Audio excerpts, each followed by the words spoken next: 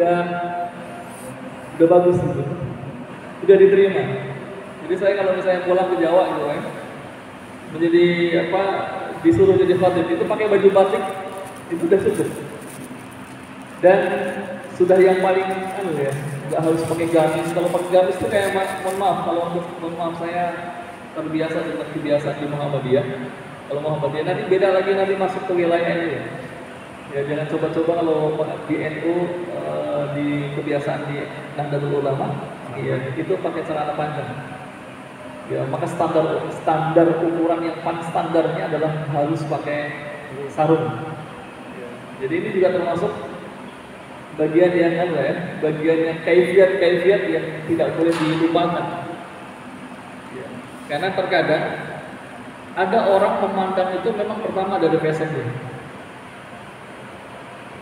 Tapi kalau di sini kan tidak jadi fashion itu tidak menjadi dengan perhatian, tapi muatan. Tapi kalau di kampung, saat orang berpenampilan secara penampilannya, wah ini bukan ini nih, sudah kelihatan beda. Maka kemudian mereka ketika mendengarkan khutbahnya, bahkan tadi retorikanya udah bagus, muatan materinya udah bagus, itu nggak masuk semuanya. Tambah lagi nanti ketika jadi imam. Dan nanti termasuk yang kita akan sampaikan adalah bagaimana kita menjadi imam yang baik. Ada retorika orang dalam menyampaikan khutbahnya luar biasa, pas jadi imam, mohon maaf, banyak yang harus dikoreksi. Nah, ini juga jadi akhirnya kemudian apa yang tersampaikan, ya mohon maaf, ini kan setan itu masuk dalam setiap orang yang mendengarkan apa yang kita sampaikan. Itu kan berbagai cara mereka agar menghalangi pesan itu sampai ke dalam hati. Awalnya menerima pesan itu luar biasa, ini keterima banget. Tapi pas kemudian memimpin jadi imam, nah ini jadi kemudian pas Allahu Akbar dengarkan bacaannya, nah, masuk loh. Tadi ini luar biasa, materinya bagus, tapi kok bacaannya, nah, jadi kemudian disitulah yang kemudian kita sebagai khatib memang tidak kemudian, mohon maaf, untuk pertama kali dalam hal kesempurnaan memang tidak bisa. Kadang-kadang semakin kita sering, baru kemudian kita akan bisa menguasai. Jadi mental kita itu terbentuk dalam jangka waktu yang cukup panjang. Bahkan saya pernah dulu, ini sekali seorang tokoh nasional,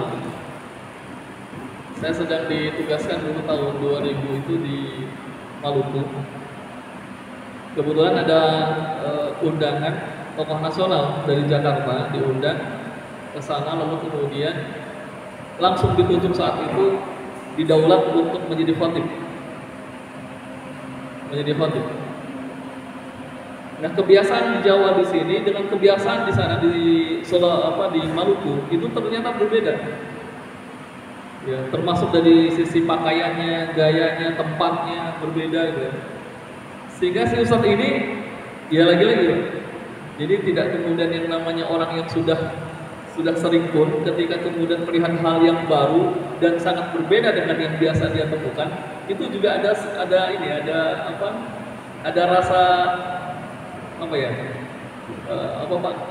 gemeter gitu ya, grogi gitu, ada bahasa grogi. Nah, ya Bapak sekalian, saya akan lebih cepat ya. Nanti kita akan coba, saya izin nanti terakhir untuk mempraktekkan imam.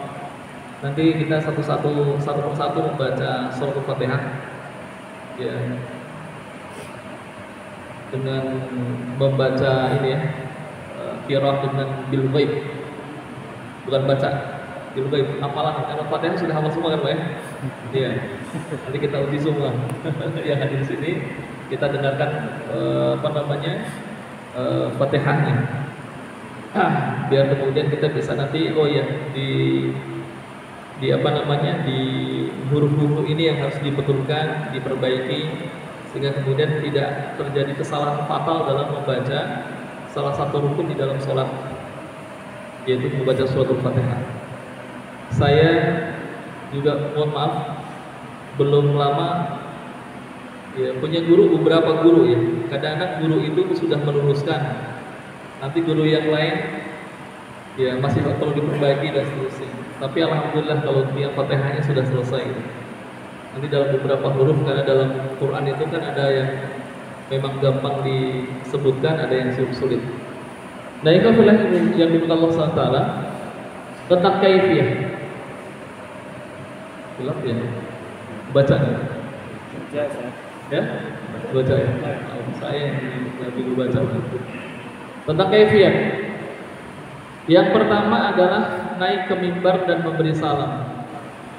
Yang paling penting sesungguhnya, mohon maaf, pernah terjadi begini, Pak. Khatib itu tidak bertanya, di sini khutbah sekali atau 2 kali. Jadi ini juga penting ya. Tempat saya yang dulu sekali, sekarang jadi 2 kali. Kalau dia nggak nanya dulu, itu bisa ujuk-ujuk langsung naik mimbar aja. Padahal baru adzan yang mohon maaf, adzannya ada sekali dan 2 kali ya. Adzannya ada adzan yang pertama dia udah langsung naik. Nah ini jadi kemudian bingung. Karena pernah terjadi juga, ada rekan saya, dia belum dikasih aba-aba, tahu-tahu langsung naik, padahal itu adzan yang pertama. Kan udah duduk assalamualaikum, sementara yang ada jadi si muadzin sama ketua dekannya lihatnya itu, ini udah assalamualaikum, dia tahu-tahu naik aja. Ini juga jangan sampai terjadi gitu ya. Ya, tapi yang kita harus lakukan diantaranya adalah memperhatikan kebiasaan di masjid tersebut pakai adzan 2 kali atau adzan sekali. Dan tidak ada masalah sebenarnya. Kita tidak pernah mempermasalahkan mau adzan 2 kali, mau adzan sekali. Cuma kadang-kadang begini, Pak. Saya kadang-kadang ada satu masjid yang adzan 2 kali itu, jadi antara adzan yang pertama dengan adzan yang kedua itu ada selingan sholawat. Sholawat agak lumayan ya. Sehingga kemudian kita khotib itu memperkirakan, waduh kalau begitu saya menyampaikan materi ini apa nih? Berarti harus kemudian membuat materi yang singkat, 7 menit selesai. Ya, jangan sampai mohon maaf Pak, kadang-kadang model khutbah 7 menit selesai itu kalau poinnya sampai 5 itu kan kebanyakan Pak ya. Ya. Misalnya ciri-ciri orang munafik ada, dia sebutkan. Dalam Al-Quran, ciri-ciri orang munafik itu ada, kalau cuma 3 gampang kan? Ya tinggal bacain saja selesai.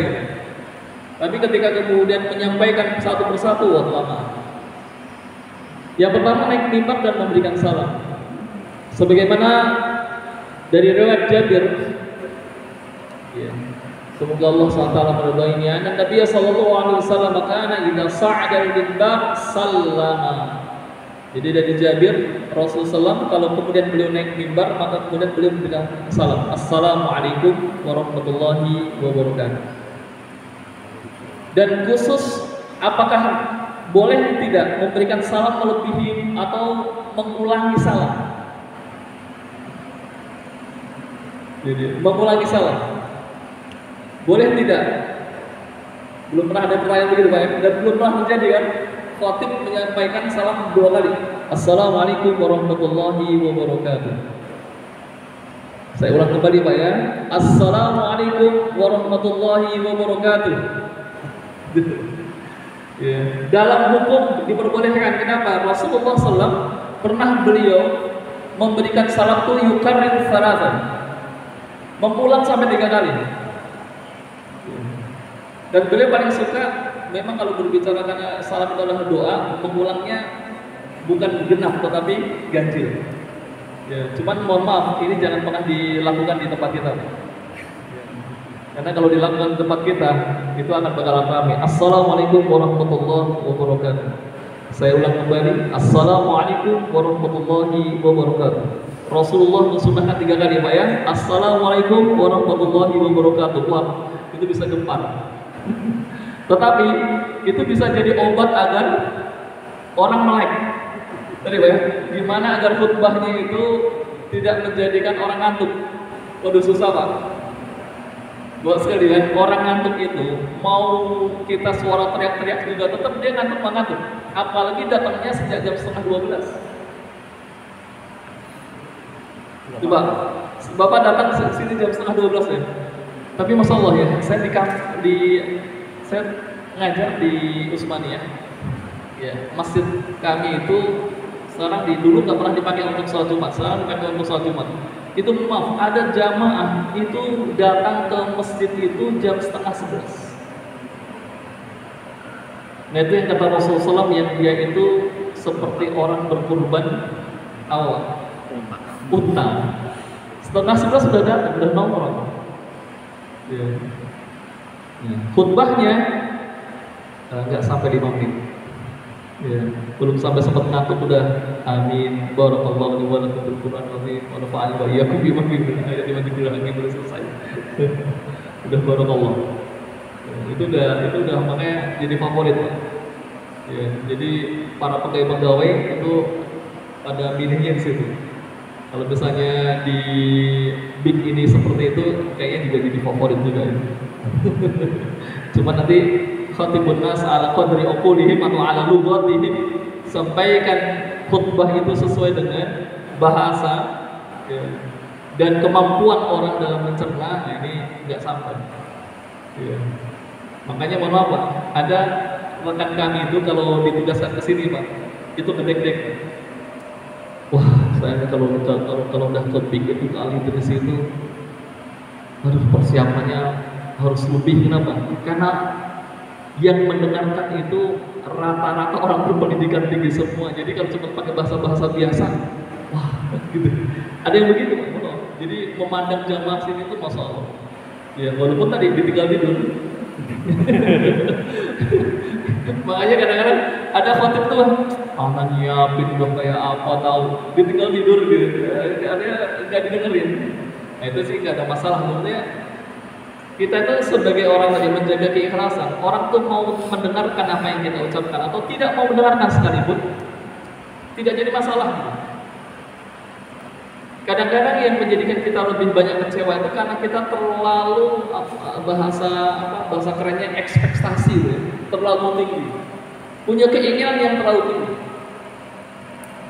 Ya, termasuk yang mohon maaf doa yang Rabbi shrah li sadri wa yassir li amri wahlul 'uqdatam min lisani itu saya mohon maaf, saya nggak pernah gunakan itu terdengar oleh orang, tetapi itu menjadi doa yang saya selalu doakan. Kenapa? Karena jangan menganggap mudah-mudahan orang-orang yang pada dengar itu pada pinter-pinter kan gitu. Itu jadi kayak kan gitu. Yafqahu qauli gitu. Maksudnya yafqahu qauli itu kan kayak menganggap gini Pak. Yang pada dengar-dengar itu mudah-mudahan pada paham apa yang saya sampaikan. Berarti dianggapnya apa? Tidak paham. Saya yang nggak pinternya menyampaikan atau yang mendengarkan yang tidak tahu apa-apa. Makanya doa Nabi Musa itu kan beliau berdoa kepada Allah SWT bukan di hadapan Fir'aun ngomong begitu, tapi beliau sudah menyiapkan doa kepada Allah, ya Allah Rabbi shrah li sadri, lapangkan dada saya. Kalau orang pada tidur nggak ada masalah bagi saya. Kalau orang pada sholat, Rabbi shrah li, lapangkan dada saya. Pokoknya saya tetap semangat. Ada orang kalau kemudian pada tidur, aduh jadi khutbahnya Alhamdulillahirabbil alamin wassalatu wassalamu ala nabiyina Muhammadin. Pas kemudian pada tidur ya terus kemudian mulai turun. Bapak-bapak ibu sekalian, kita dalam berdoa mulai turun. Nah, itu jangan sampai. Tetapi Rabbi shrah li sadri, biarkan. Bahkan mohon maaf ada jamaah itu yang menunjukkan dia itu sangat meremehkan khotib. Contoh maaf, salah satu adab ketika duduk mendengarkan khutbah itu mohon maaf, ada yang begini, ini diperbolehkan tidak? Rasulullah SAW itu tidak menyukai orang yang mohon maaf dengerin khutbah sambil begitu. Dan itu menunjukkan orang itu meremehkan orang yang menyampaikan. Dan bawa sekalian, kalau kita lihat begitu, kita jangan Jangan lihat itu kayak gitu, Pak. Kenapa? Itu akan bisa jadi kemudian kita jadi hati kita sakit tuh ya. Ya, alihkan ke yang lain. Makanya tadi Ustaz Farid kuasai jamaah, pandang semuanya walaupun tidak sampai kepada satu-satu ya. Ya, jamaah sekalian, alhamdulillah rabbil alamin. Wah, dilihatin. Ya. Ya pokoknya kita ada gaya gitu, gaya dari sini melihat bahwa kita menguasai diri kita deh, audien. Walaupun kadang-kadang kita juga tidak bisa berani tatap muka kan. Pas kemudian ketemu, profesor. Jadi nggak bisa ngomong. Kemudian ini ya, jadi memberikan salam. Assalamualaikum warahmatullahi wabarakatuh. Kemudian duduk dan mendengarkan adzan. Kana Bilal yu'adzinu idza jalasa an-nabiy sallallahu alaihi wasallam al-minbara wa yuqimu idza nazal. Ya, ini dalam riwayat Imam Ahmad dalam kitab Musnadnya dan An-Nasa'i dalam kitab Sunannya. Bahwasanya Bilal biasa adzan apabila Rasulullah SAW duduk di mimbar dan beliau iqamah apabila beliau turun dari mimbar. Jadi setelah turun dari mimbar baru iqamah. Makanya kemudian aqimis shalah di akhir itu ya, ada yang membaca innallaha ya'muru bil 'adli wal ihsan. Mohon maaf, ada yang menyebutkan innallaha ya'murukum. Ya'murukum. Ada yang tidak pakai kum. Kalau dia menisbahkan itu ayat, maka tidak boleh menggunakan kum. Innallaha ya'muru bil 'adli wal ihsan. Ya. Itu kan ayat kan? Cuman kadang-kadang ada, mohon maaf, ada dai kita yang pernah diprotes. Ada salah satu ustaz, ya, Ustaz tadi membaca tadi innallaha ya'murukum, itu dalam ayat itu tidak ada, tapi innallaha ya'muru bil 'adli wal ihsan wa ita'idil qurba wa yanha 'anil fahsya'i wal munkar wal baghi. Itu enggak ada hukum, jadi enggak boleh menambah-nambahkan. Nah, kita sebagai khatib itu juga harus lapang dada tadi, Rabbi shrah li sadri. Terima. Saya pernah juga setelah turun langsung ditegur. Tadi Ustaz menyampaikan satu hadis yang lemah menurut para ulama dan itu menunjukkan bahwa telah melakukan menyandarkan kebohongan kepada hadis Rasulullah. Ya, kalau dalam itu ya terima kasih, saya terima dan tidak perlu diperdebatkan. Kenapa? Kalau berbicara tentang hadis yang lemah itu masih banyak perbedaan-perbedaan. Kalau sampai pada maudhu jangan. Ya. Tadi memilih hadis-hadis yang sahih lah Bapak ya. Duduk dan mendengarkan azan. Kemudian memenuhi rukun khutbah. Ya, sedianya hamdalah dan alhamdulillahirabbil alamin. Ya, syahadah, walaupun sebagian ada yang berpendapat bagaimana kalau syahadat kelewat langsung alhamdulillahirabbil alamin wassalatu wassalamu ala nabiyina Muhammadin wa ala alihi wa sahbihi ajma'in, sah. Tetapi minimal hamdalah itu harus. Kenapa? Rasulullah SAW menunjukkan kepada ya kullu kalamin la yubda fihi bilhamdulillah fa huwa ajdam. Dan dari Abu Hurairah radhiyallahu an, setiap pembicaraan yang tidak didahului dengan ucapan hamdalah ya, maka itu termasuk satu hal yang sia-sia. Demikian juga ya, al-khutbatul lati laisa fiha syahadatun kal yadil jalma, khutbah yang di dalamnya tidak berisikan syahadah seperti tangan yang berpenyakit kusta. Lalu dalam hal ini ada, ini apakah kemudian membatalkan sholat Jumat? Tidak. Jadi hanya mengurangi, jadi itu kesempurnaan ya. Jadi tapi mohon maaf, karena di mazhab ya Imam Syafi'i ada sebagian Syafi'iyah yang ini rukun ini menjadi syarat yang tidak boleh ditinggalkan. Kalau ditinggalkan berarti batal. Maka ada yang kemudian ketika dia tapi pernah saya diskusi, Anda menganggap batal, bagaimana kalau tidak mendengarkan khutbah, batal apa enggak? Jadi sejak azan langsung tidur, khutbah nggak pernah didengarkan oleh orang tersebut, batal apa enggak? Ya nggak batal. Nah, tadi yang syahadah kelewatan batal tidak? Jadi ada orang meninggalkan khutbah berarti dia tidak mendengarkan khutbah. Ya, berarti kan bisa kemudian dianggap batal Jumatnya kalau dia tidak mendengarkan khutbah.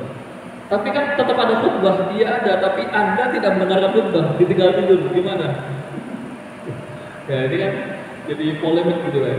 Jadi kalau kita kadang-kadang mau diskusi dalam hal-hal yang seperti syarat-syarat yang ini, walaupun mohon maaf, ini kesepakatan ulama terkait bahwa ini bagian daripada rukun. Cuman kalau rukun itu kan menjadi sah dan tidak sahnya. Ya. Tetapi dalam khutbah tidak kemudian membatalkan sholat Jumat itu sendiri. Wa kana Rasulullah sallallahu alaihi wasallam yakhutub qa'iman wa yajlis bainal khutbataini wa yaqra'u ayat wa yudzakirun nas. Nah ini tadi yang sudah disampaikan saya Ustaz juga ya, bahwa Rasulullah sallallahu alaihi wasallam beliau berkhutbah itu bukan pada posisi duduk, tetapi beliau qa'iman, berdiri, dan duduk di antara dua khutbah. Yang nanti dalam riwayat yang lain terkait dengan masa waktu keutamaan yang luar biasa dalam dua khutbah, yaitu untuk banyak berdoa. Dan beliau membaca beberapa ayat dan memberikan nasihat kepada manusia. Ini yang kemudian juga dibahas oleh sebagian ulama, terutama khutbah itu dengan kalau dia sebagai satu rukun, ya. Yang ini yang kemudian diambil oleh sebagian mazhab Syafi'i, yang mereka membatalkan kalau dalam khutbah itu bercampur dengan bahasa selain Arab. Makanya ada yang tidak menerjemahkan bahasa Arab ke dalam bahasa Indonesia. Jadi pakai bahasa Arab terus dari awal sampai akhir bahasa Arab.